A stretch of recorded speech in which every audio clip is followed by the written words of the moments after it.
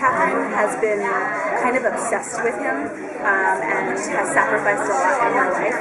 And she's, I can't give a ton away, but they're going to be falling in love and also pulled apart by so many forces this year, including Catherine's real father.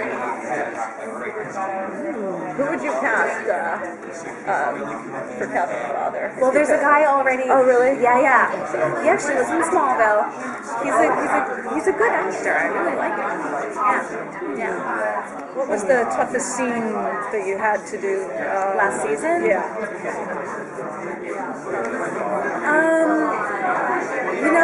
There were a couple episodes toward the end that were challenging. I think mostly because I was just tired. But nothing specific stands out necessarily. The fight scenes are always challenging, to make look really good. Yeah. Now, the fans really pushed for a second season for the show. Can you talk about that campaign? I think they're a big part of why we have a second season. They've been so passionate from the beginning.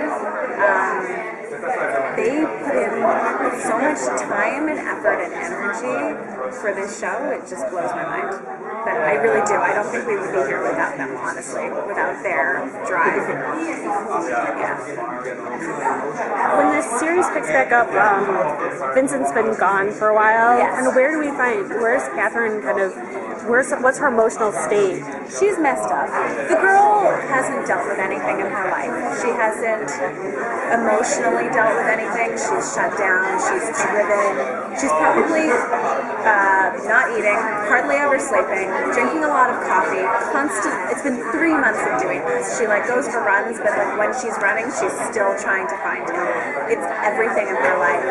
And Heather hasn't even had a chance to tell her that the man that Catherine thinks is her father isn't her father, because Catherine hasn't let there be a moment to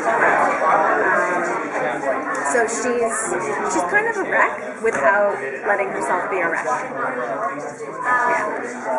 it hard to, especially in this kind of thing where it's a very fine line between being completely broken down and holding it together? Is that kind of a hard thing to balance when you're doing the scenes and doing it? Well, we haven't shot it yet, but I'm really looking forward to it because it's I don't know, I'm sure we've all kind of had some experience of that in our lives where there's just so much going on, and if we just stop for 1 second, it'll all just go. And that's fun to play. It feels very honest. So I think it'll be a great first episode to play with emotionally. I feel like there's a pace to it, You never slow down, you never stop. Did you speak with Sherry and Jennifer prior to the season about where you would like to see Catherine going? We talked a bit. I mean, our show, as you guys probably know at this point, is going to be very, very different this year.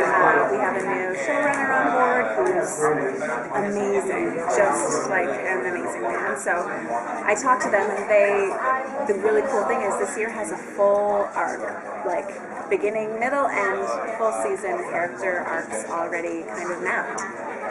Which is so wonderful to me. I'm so excited about it. And I love where it's going, because it's really about self-definition. And who am I apart from a man? And who am I when my family is not the family that I thought I had? And I love that for her so much. This is awesome. It's very alien looking. I appreciate the disability. Yes, I could see that. That would be really good. Can you talk about Catherine and Tess? What their relationship is going to be like in season 2? Okay, so Tess and Joe are split up by the time we come back in season 2, and Tess is watching Catherine kind of destroy herself, essentially, in this obsession. And she's looking out for her best friend. She wants Catherine to be okay, and she can see that if she keeps doing things the way she's doing it, she's gonna just fall apart. So they're very close and tight, but in a different way because Catherine's like so not paying attention to anybody else in her life. You talk about Catherine and Gabe, like where do they pick up? And Gabe's after alive. kind of the finale. After being shot 16 times in the chest. So there's that. But you will have to watch it to find out how and why. But they're going to be at odds, obviously. He is in a process of proving himself, obviously. Nobody trusts him.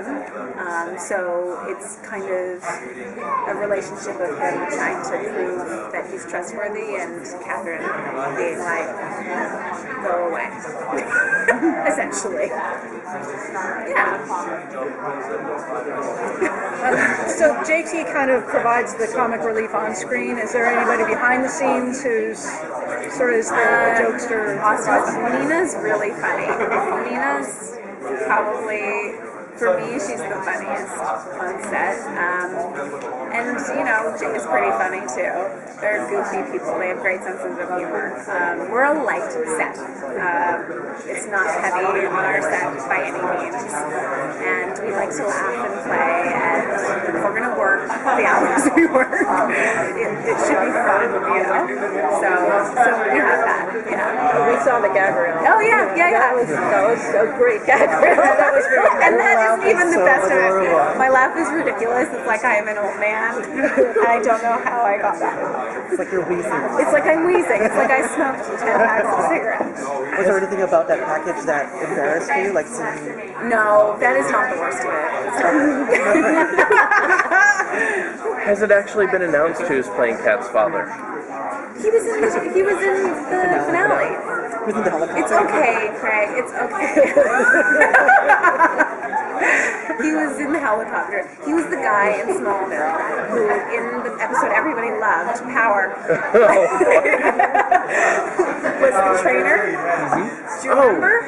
Yeah. He was the one who. And he came back in season 10 in a different role. Okay, yes, that guy. He's really good. I forgot his name. Time for one more question.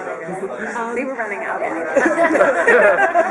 It was mentioned that there could be some other kind of experimental people running around. Is there anything that you would really like to see, like different powers, different... Oh, that's something I love about this show. All of the beast things are going to be tied to true animal capacities. So it's all going to be related to that, which I think will be nice. So if they are able to do something, it's something that an animal can do.